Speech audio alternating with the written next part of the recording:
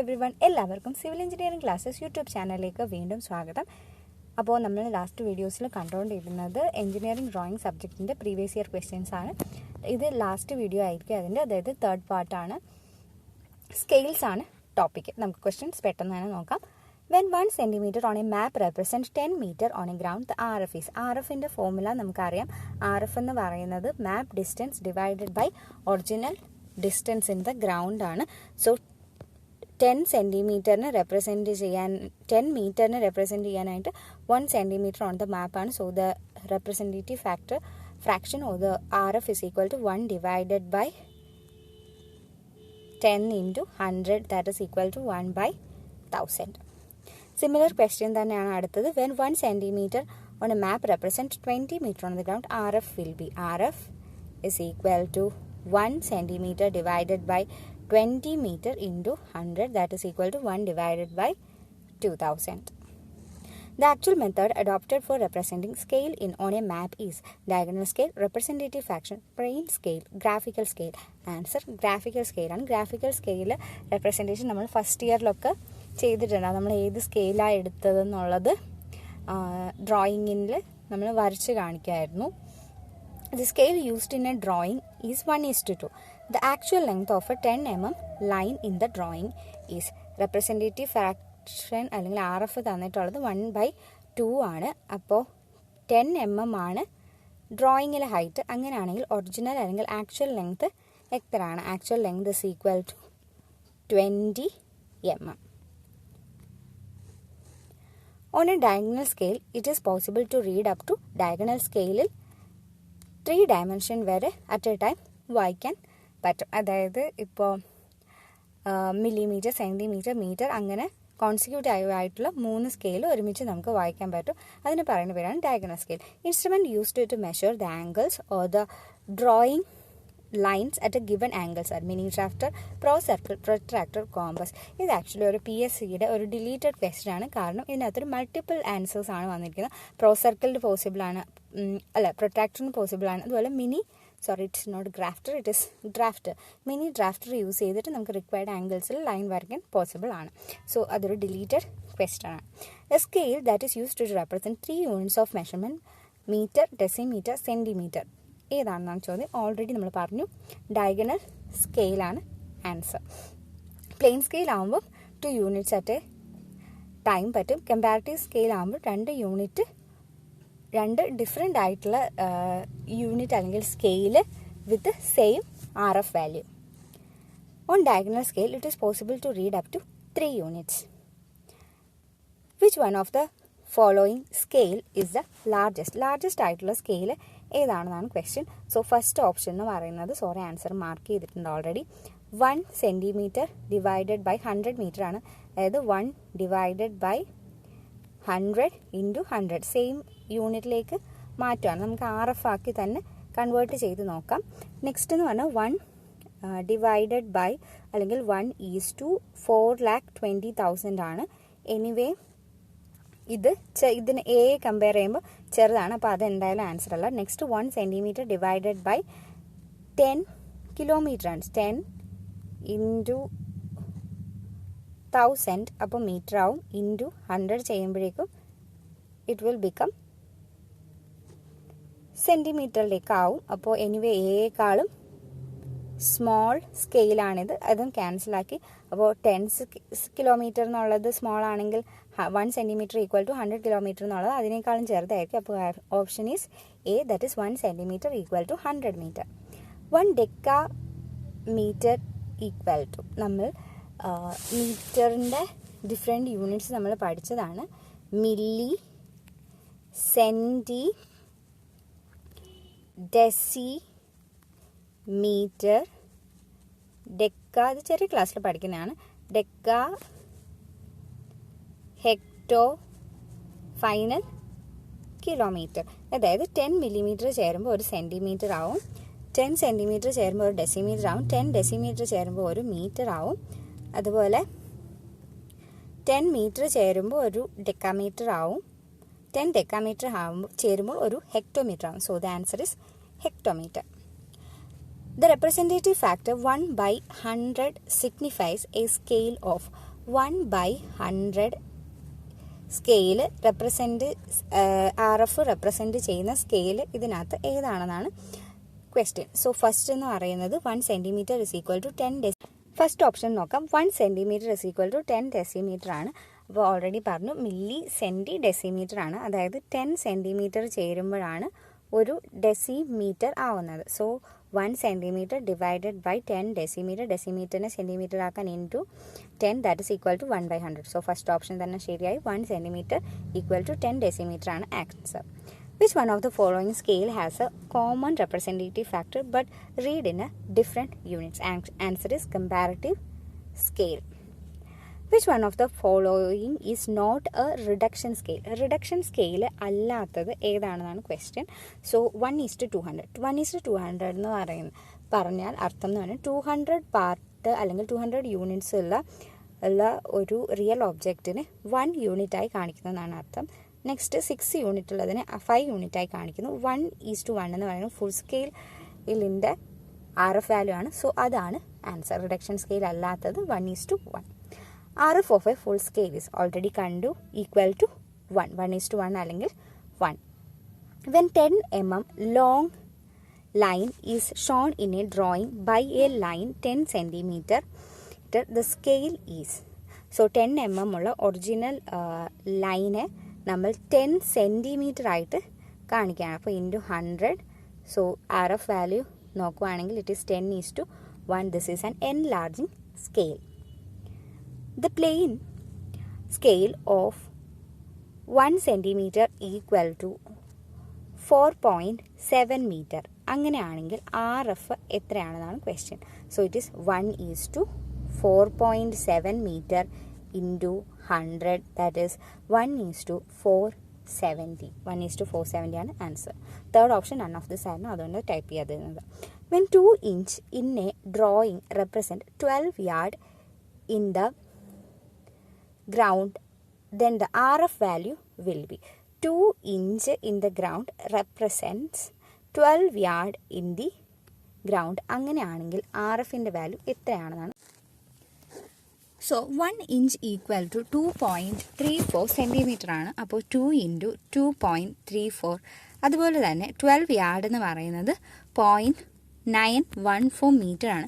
അതിന് സെൻറ്റിമീറ്റർ ആക്കാൻ ഇൻറ്റു 100 കൂടി മൾട്ടിപ്ലൈ ചെയ്യുന്നു. കാൽക്കുലേഷനിൽ നിന്നും നമുക്ക് 1:216 എന്നുള്ള ആൻസർ കിട്ടും. Next question. To represent 2 units of measurement, dash scale is used. The answer is plain scale is used. When 10 centimeter line on the map represent 10 mm long line, the scale used is. 10 mm long ആയിട്ടുള്ള ഒരു line മാപ്പിൽ 10 centimetre ആയിട്ട് വരയ്ക്കുന്നു. അതായത് it is an enlarging scale. 9 kilometer represents by 1.8 centimeter. അങ്ങനെയാണെങ്കിൽ RFൻ്റെ value എന്താണെന്നാണ് question. 1.8 centimeter divided by 9 kilometer. 9 കിലോമീറ്ററിനെ 9 × 1000 meters into 100 ചെയ്യുന്നു. So the answer will be 1 divided by or 1:5 lakhs. Which of the following is the smallest? ഇതിനകത്ത് ഏറ്റവും smallest ആയത് ഏതാണെന്നാണ് question. So 1 centimeter is equal to 100 meter. അതിനെ എല്ലാം RFൻ്റെ ഫോമിലാക്കാം. 1 divided by 10 into 100. 1/5000 it is smallest. 1/10,000 it is smallest. 1 centimeter equal to 1 kilometer. അതായത് 1 centimeter divided by 1 kilometer into 1000 meter into 100. Sorry, 1000 meter into 100. So it's 1:1 lakh. So the smallest will be 1 centimeter equal to 1 kilometer. The actual size 2 meter of an object is represented 10 mm in the drawing. RF value will be. So the 10 mm divided by 2 meter into 1000. അപ്പോൾ mm ആകും. So the answer will be 1:200.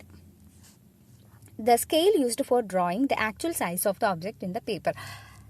Actual size of the object പേപ്പറിൽ കാണിക്കണമെങ്കിൽ we use the full scale. അതായത് ഒബ്ജക്റ്റിൻ്റെ സൈസും ഡ്രോയിങ്ങിൻ്റെ സൈസും same തന്നെ ആയിരിക്കും. Assuming that a draftsman can plot a distance as small as 0.25 mm and the scale of plotting is 1/10,000, the distance in the field can be measured nearest to. പ്ലോട്ടിൽ അതായത് ഒരു പ്ലോട്ടിൻ്റെ പ്ലാനിൽ ഏറ്റവും smallest ആയിട്ട് വരയ്ക്കാൻ പറ്റുന്ന അത് 0.25 mm ആണ്. അങ്ങനെയാണെങ്കിൽ നമ്മുടെ ഫീൽഡിൽ ഏറ്റവും സ്മോളസ്റ്റ് ആയിട്ട് മെഷർ ചെയ്യാൻ പറ്റുന്ന ഡിസ്റ്റൻസ് ഏതാണ്? നമുക്കറിയാം സ്കെയിൽ ഇസ് ഈക്വൽ ടു 1/10,000 ആണെന്ന് തന്നിട്ടുണ്ട്. അങ്ങനെയാണെങ്കിൽ 0.25 mm കറസ്പോണ്ടിങ് ആയിട്ടുള്ള ഫീൽഡിലെ ഡിസ്റ്റൻസ് എത്രയാണെന്ന് നോക്കാം. അപ്പോൾ ഇറ്റ് ഈസ് 2500 mm, അതായത് 2.5 meter. Next question. Scales having RF, same RF but graduated at to read the different units are known as. Already കണ്ടതാണ് comparative. Both external and the internal details are shown in one view is dash.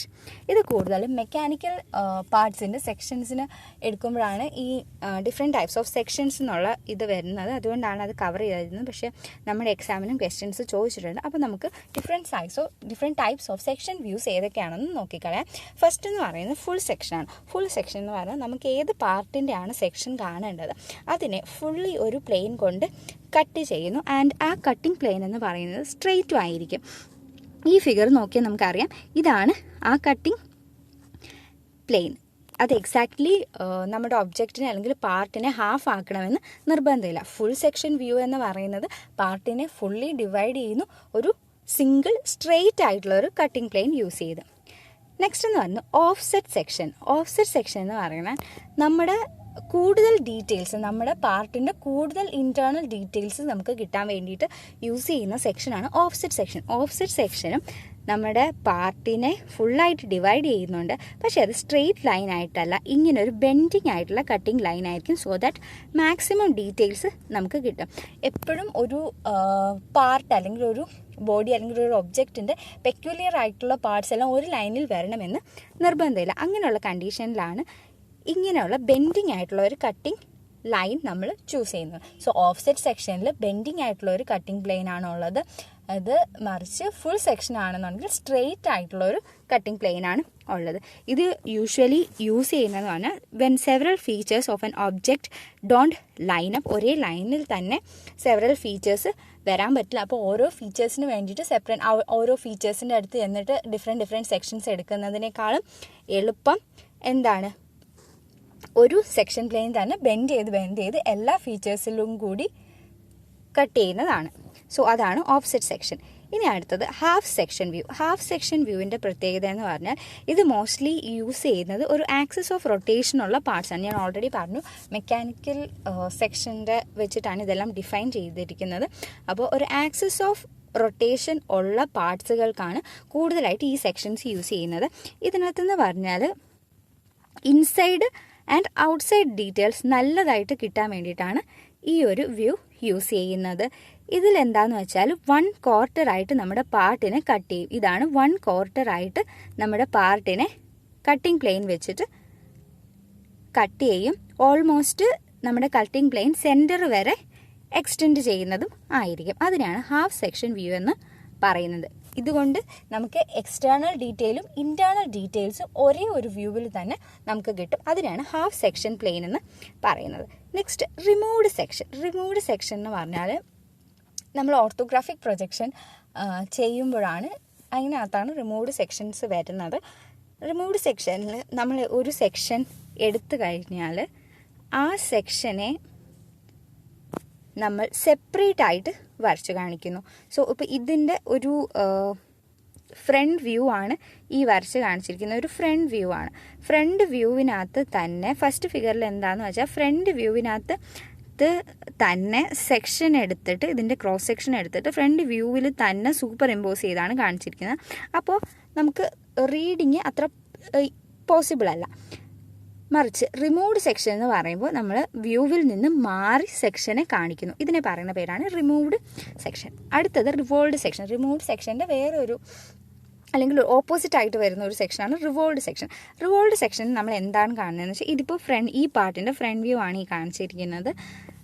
Revolved സെക്ഷനിൽ എന്താണെന്ന് പറഞ്ഞാൽ നമ്മൾ ഇവിടെയാണ് ഇപ്പോൾ section എടുത്തിരിക്കുന്നത്. ഇതാണ് നമ്മുടെ സെക്ഷൻ പ്ലെയിന്.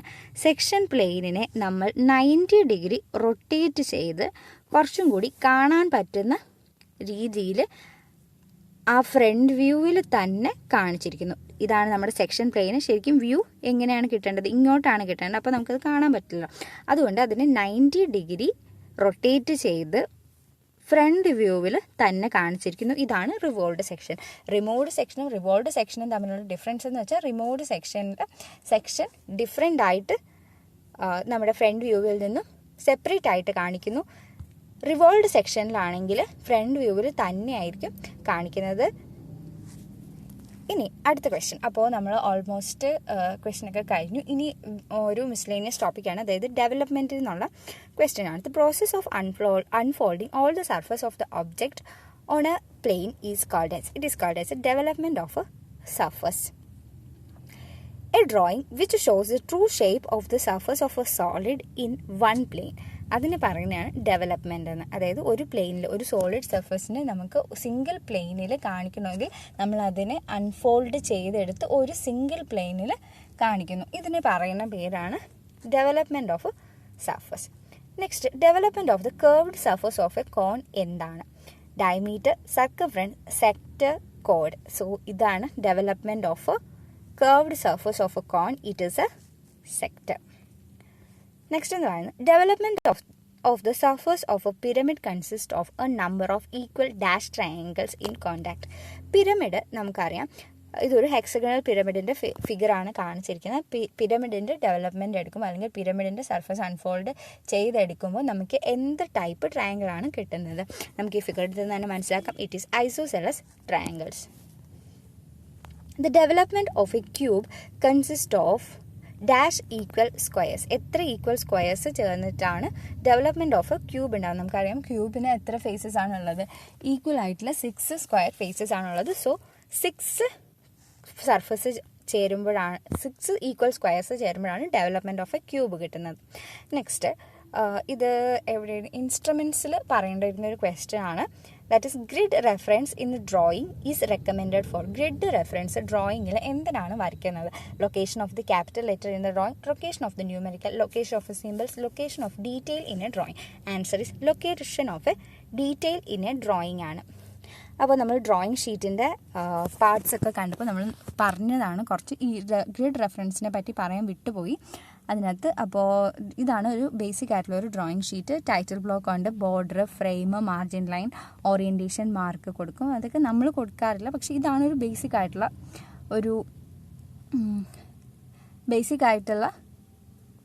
ഒരു ഡ്രോയിങ് ഷീറ്റിൻ്റെ കമ്പോണൻസ്. പിന്നുള്ളത് ഗ്രിഡ് റെഫറൻസ് ആണ്. ഗ്രിഡ് റെഫറൻസിൽ എന്തൊക്കെയാണ് വരുന്നതെന്ന് ചോദിച്ചാൽ ഒരു റെഫറൻസ് ഫീൽഡ് ഏരിയ വരും. അവിടെ റെഫറൻസ് ഫീൽഡിൽ നമ്മൾ റെഫറൻസിനായിട്ടുള്ള എ, ബി അല്ലെങ്കിൽ 1, 2, 3 അങ്ങനെ എന്തെങ്കിലും മാർക്ക് ചെയ്തിട്ട് ഓരോ ഗ്രിഡായിട്ട് സെപ്പറേറ്റ് ചെയ്യുന്നു. അതിന് തന്നെ ഒരു ഡ്രോയിങ് ഫ്രെയിമിന് ബോർഡറായിട്ടാണ് ഈ ഗ്രിഡ് റെഫറൻസ് വരുന്നത്. അതുപോലെ തന്നെ ഗ്രിഡിനൊരു ഗ്രിഡ് ഫ്രെയിമും ഉണ്ടാവും. അതുപോലെ ഇങ്ങനെ ഡിഫറെൻറ്റ് ഡിവിഷൻസ് ആയിട്ട് സെപ്പറേറ്റ് ചെയ്തിട്ടും ഉണ്ടാവും. അപ്പോൾ അതാണ് ഗ്രിഡ് റെഫറൻസ്. അപ്പോൾ നമ്മൾ ഓൾമോസ്റ്റ് എഞ്ചിനീയറിംഗ് ഡ്രോയിങ്ങിൻ്റെ എല്ലാ ക്വസ്റ്റ്യൻസും പ്രീവിയസ് ഇയറിലുള്ള മാക്സിമം കളക്ട് ചെയ്യാവുന്ന ക്വസ്റ്റ്യൻസ് എല്ലാം ഇതിനകത്ത് ചെയ്തിട്ടുണ്ട്. കുറച്ച് ക്വസ്റ്റ്യൻസ് ഞാൻ സ്കിപ്പ് ചെയ്തിട്ടുണ്ട്. അതിൻ്റെ വീഡിയോ ഞാൻ സെപ്പറേറ്റ് ആയിട്ട് ചെയ്യാനുള്ള കാരണം എന്ന് പറഞ്ഞാൽ PSCയുടെ ആൻസർ കീയും അതുപോലെ നമ്മൾ പഠിച്ചിട്ടുള്ളത് ആയിട്ട് കറക്റ്റായിട്ട് തോന്നാത്ത കുറച്ച് ക്വസ്റ്റ്യനാണ്. വളരെ കുറച്ച് ക്വസ്റ്റ്യനുകളേ ഉള്ളൂ. അതിൻ്റെ കറക്റ്റ് റെഫറൻസ് കിട്ടുമ്പോൾ ഞാൻ ആ ക്വസ്റ്റ്യന് സെപ്പറേറ്റ് ആയിട്ടുള്ള വീഡിയോ ചെയ്യുന്നതായിരിക്കും. അപ്പോൾ നിങ്ങൾക്ക് ഈ ചാനൽ സബ്സ്ക്രൈബ് ചെയ്യുക. അതുപോലെ ഈ വീഡിയോ ഇഷ്ടപ്പെട്ടെങ്കിൽ ലൈക്ക് ചെയ്യുക. താങ്ക്